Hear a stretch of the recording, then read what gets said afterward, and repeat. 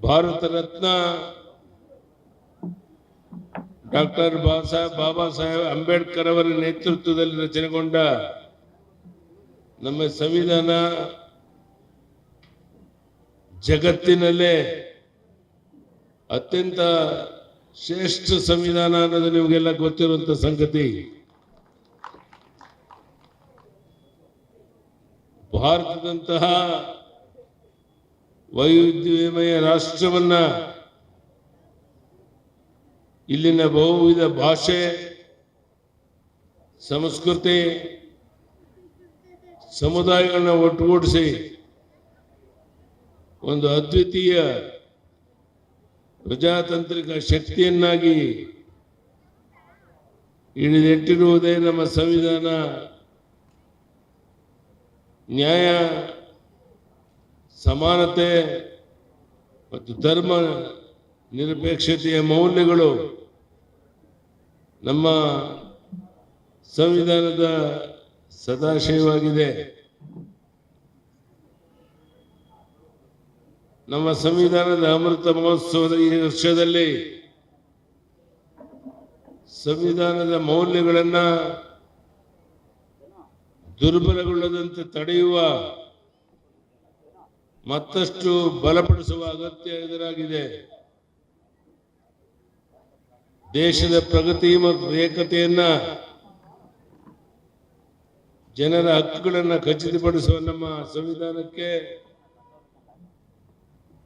ಕಾಂಗ್ರೆಸ್ ಪಕ್ಷದ ತುಷ್ಟೀಕರಣ ಮತ್ತು ಸುಳ್ಳು ಭರವಸೆಗಳ ವೋಟ್ ಬ್ಯಾಂಕ್ ರಾಜಕೀಯದಿಂದಾಗಿ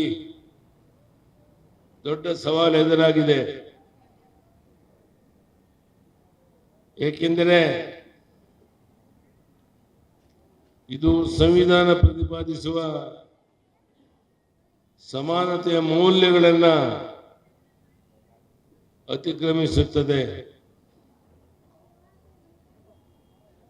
ಸಂವಿಧಾನದ ಪ್ರತಿಪಾದಿಸುವ ತತ್ವಗಳ ಸದಾಶಯವನ್ನು ಅಕ್ಷರಶಃ ಅಳವಡಿಸಿಕೊಂಡಾಗ ಮಾತ್ರ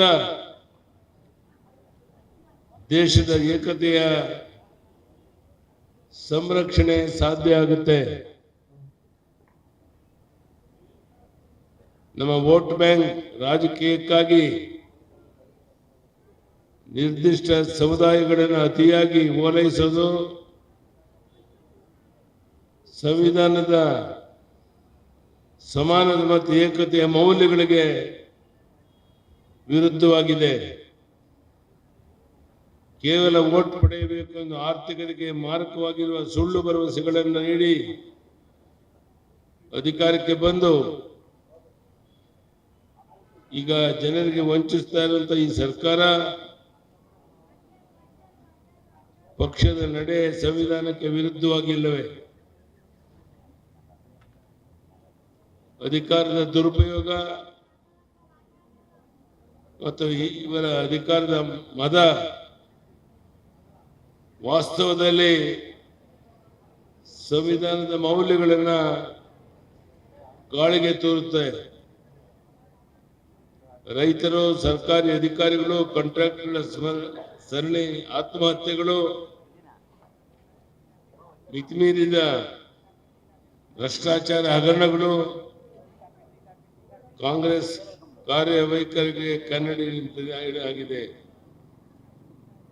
ನಮ್ಮ ಪ್ರಧಾನಿ ಶ್ರೀ ನರೇಂದ್ರ ಮೋದಿಜಿಯವರು ಅಂಬೇಡ್ಕರ್ ಅವರ ಬಗ್ಗೆ,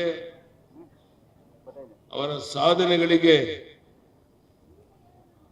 ಗೌರವ ನೀಡುವಂತ ಕೆಲಸ ಮಾಡಿದ್ದಾರೆ, ಮಾಡ್ತಾ ಇದ್ದಾರೆ.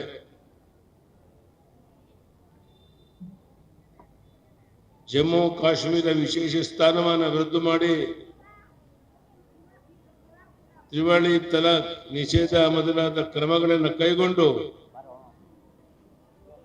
ಸಂವಿಧಾನ ಮತ್ತು ಸಮಾನತೆಗೆ ಮೋದಿಜಿ ಗೌರವ ನೀಡಿದ್ದಾರೆ ಅನ್ನೋದು ನಿಮಗೆಲ್ಲ ಗೊತ್ತಿರುವಂತ ಸಂಗತಿ. ಬಂಧುಗಳೇ, ಪ್ರತಿ ವರ್ಷ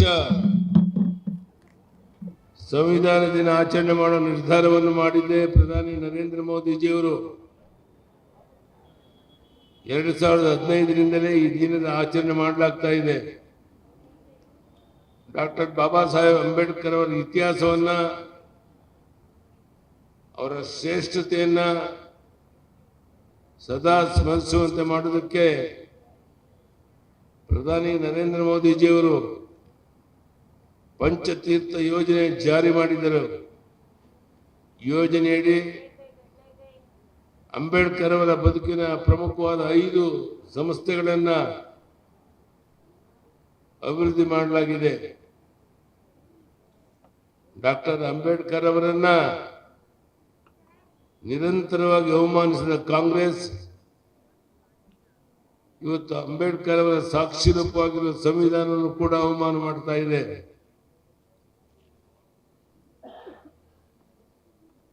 ಇದರ ಸುಳ್ಳು ಭರವಸೆಗಳ ಮುಂದುವರೆದ ಅಧ್ಯಾಯವೇ ಬಸ್ ದರ, ಇತರೆ ವಿದ್ಯುತ್ ದರ ಏರಿಕೆ ಮಾಡ್ತಿರುವಂತಹದ್ದು. ಮಹಿಳೆಯರಿಗೆ ಉಚಿತ ಬಸ್ ಪ್ರಯಾಣ ಗ್ಯಾರಂಟಿ ನೀಡಿ ಈಗ ವೆಚ್ಚವನ್ನು ಭರಿಸೋದಕ್ಕೋಸ್ಕರ ಬೆಲೆ ಏರಿಕೆ ಮಾಡ್ತಾ ಇರುವಂತ ಈ ಕಾಂಗ್ರೆಸ್ ಪಕ್ಷ, ಈ ಪಕ್ಷಕ್ಕೆ ಜನ ನಿಂತಲ್ಲಿ ಕುಂತಲ್ಲಿ ಚಿಮಾರಿ ಆಗ್ತಾ ಇದ್ದಾರೆ. ಅಧಿಕಾರದ ಮದ ದರ್ಪದಿಂದ ಮೆರೆಯುತ್ತಿರುವ ಈ ಕಾಂಗ್ರೆಸ್ ನಾಯಕರಿಗೆ ಕನಿಷ್ಠ ಪ್ರಜ್ಞೆ, ಸಂವೇದನೆ ಯಾವುದೂ ಇಲ್ಲ. ಈ ರಾಜ್ಯ ಸರ್ಕಾರ ಹೇಳಿದ್ದನ್ನೆಲ್ಲ ಕೇಳಿಕೊಂಡು ಮಾಡಿದ್ದನ್ನೆಲ್ಲ ನೋಡಿಕೊಂಡು ಸುಮ್ಮನೆ ಇರಲು ಸಾಧ್ಯ ಇಲ್ಲ. ಅನ್ಯಾಯದ ವಿರುದ್ಧ ಧ್ವನಿ ಎತ್ತುವ, ಪ್ರತಿಭಟಿಸುವ ಹಕ್ಕನ್ನ ನಮ್ಮ ಸಂವಿಧಾನವೇ ನಮಗೆ ಕೊಟ್ಟಿದೆ. ಬಂಧುಗಳೇ, ಸಂವಿಧಾನದ ಮೌಲ್ಯಗಳ ಸಂರಕ್ಷಣೆಗೆ ನಾವು ಧ್ವನಿ ಎತ್ತಬೇಕಾಗಿದೆ. ನಮ್ಮ ಸಂವಿಧಾನಕ್ಕೆ ಎದುರಾಗಿರುವ ಸವಾಲುಗಳನ್ನು ಮೆಟ್ಟಿ ನಿಂತು ನಾವು ಸಂವಿಧಾನಿಕ ಮೌಲ್ಯಗಳ ಬಗ್ಗೆ ಜನರಿಗೆ ಅರಿವು ಮೂಡಿಸಬೇಕಾಗಿದೆ. ನಮ್ಮ ಸಂವಿಧಾನವೇ ನಮ್ಮ ಧರ್ಮ. ನಮ್ಮ ಪ್ರಜಾಪ್ರಭುತ್ವದ ಮೂಲ ಸಿದ್ಧಾಂತಗಳನ್ನ ರಕ್ಷಿಸುವಂತ ಹೊಣೆಯನ್ನ ಪ್ರತಿಯೊಬ್ಬ ಪ್ರಜೆ ಹೊರಲೇಬೇಕಾಗಿದೆ. ಮುಖ್ಯವಾಗಿ ನಮ್ಮ ಯುವ ಜನತೆ ಸಂವಿಧಾನದ ಮೌಲ್ಯಗಳನ್ನ ಅರ್ಥ ಮಾಡಿಕೊಂಡು ಸಶಕ್ತ ರಾಷ್ಟ್ರ ನಿರ್ಮಾಣದಲ್ಲಿ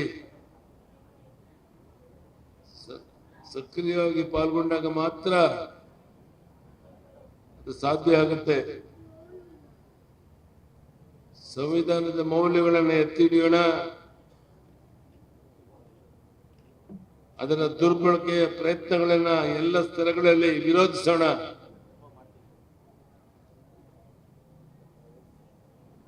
ಡಾಕ್ಟರ್ ಬಾಬಾ ಸಾಹೇಬ್ ಅಂಬೇಡ್ಕರ್ ಅವರು ನಮಗೆ ನೀಡಿರುವಂತ ಸಂವಿಧಾನದ ಸಂರಕ್ಷಣೆಯಿಂದ ಮಾತ್ರ ಭಾರತವನ್ನ ಒಂದು ಪ್ರಬಲ ಪ್ರಜಾಪ್ರಭುತ್ವ ರಾಷ್ಟ್ರವನ್ನಾಗಿಸೋದಕ್ಕೆ ಸಾಧ್ಯ ಇದೆ.